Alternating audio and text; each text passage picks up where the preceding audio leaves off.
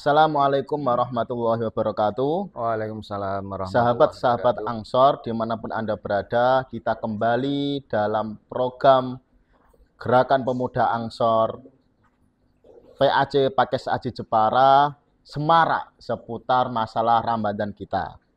Alhamdulillah, pada kesempatan kali ini kita kedatangan kader muda kita, yaitu Ustadz Saifuddin, salah satu pengurus Rijalul Ansor di Pemuda Gerakan Ansor Pakes Aji Jepara. Assalamualaikum Ustadz. Waalaikumsalam. Alhamdulillah Ustadz, ini sudah beberapa hari kita sudah mengalami puasa. Bagaimana menurut antum puasa untuk tahun ini? Alhamdulillah cukup, ya agak panas-panas sedikit mungkin, ya sedikit dehidrasi mungkin, tapi alhamdulillah masih tetap lancar. Alhamdulillah ya Ustadz ya. Ustadz, begini, jadi ada beberapa pertanyaan di dalam masyarakat karena di YouTube itu banyak orang yang mempermasalahkan terkait tawasul. Sebenarnya itu tawasul itu bagaimana sih Ustadz? Menurut sudut pandang faham Ahlussunnah wal Jamaah itu.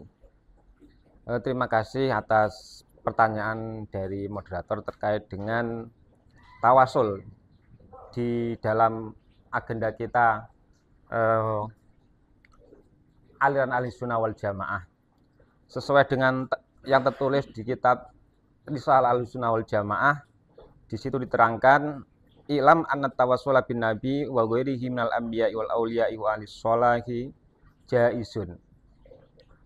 Sebenarnya untuk bertawasul kita kepada Kanjeng Nabi Muhammad Shallallahu Alaihi Wasallam ataupun kepada beberapa nabi, bahkan kepada auliaillah dan termasuk orang-orang yang soleh, itu pun di dalam aliran kita Ahlussunnah wal Jamaah itu diperbolehkan.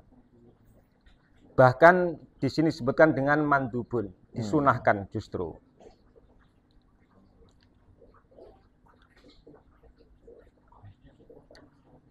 Mungkin yang perlu kita pahami, perlu kita memberikan satu gambaran tentang kehidupan kita sehari-hari. Yang namanya manusia hidup di dalam kehidupan sehari-hari tidak terlepas dari kebutuhan, gitu kan. Dan untuk mencapai sebuah kebutuhan tadi, beberapa hal yang perlu dilaksanakan untuk tercapai sebuah tujuan. Dan itu pun terkadang acap kali kita harus memerlukan pihak ketiga. Satu contoh ya, ketika kita mau ada urusan dengan orang atasan lah, kita kan perlu orang dalam. Katakanlah ketika kita mau membuat KTP, membuat akte kelahiran dan lain sebagainya, untuk mempermudah kita bisa mencapai tujuan kita perlu orang dalam. Ataupun ketika katakanlah orang pencari kerja, ketika kita masuk dalam sebuah perusahaan, walaupun di situ tertera ada lowongan, tapi untuk kita masuk tanpa ada perantara orang dalam, itu terkadang sulit, walaupun di situ tertulis ada lowongan pekerjaan.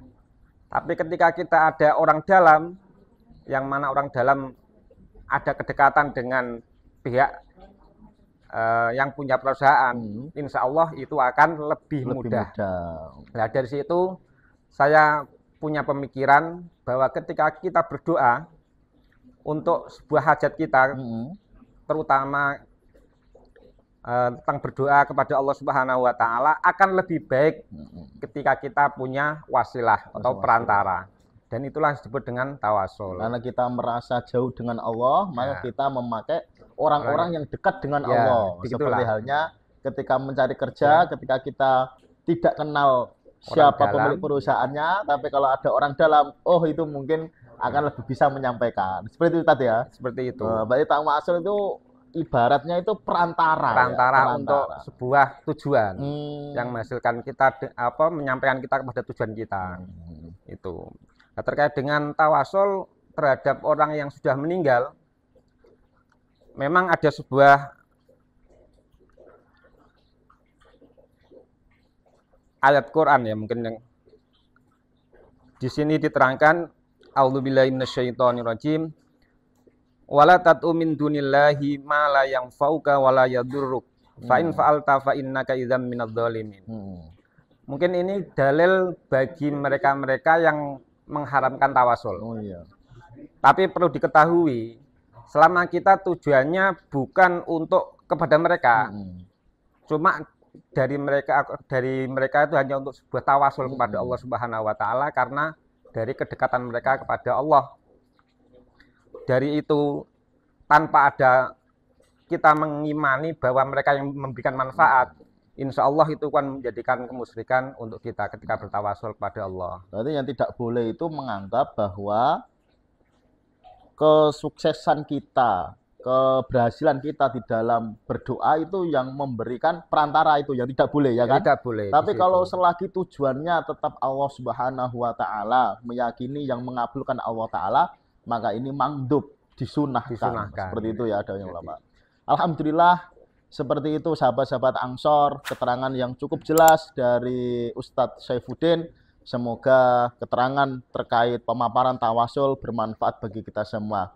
Dan semoga puasa kalian, puasa sahabat-sahabat yang ada di rumah, senantiasa dijaga oleh Allah Ta'ala dan diterima oleh Allah Ta'ala. Sekian dari saya, segala kekhilafan mohon maaf. Wassalamualaikum warahmatullahi wabarakatuh. Waalaikumsalam warahmatullahi wabarakatuh.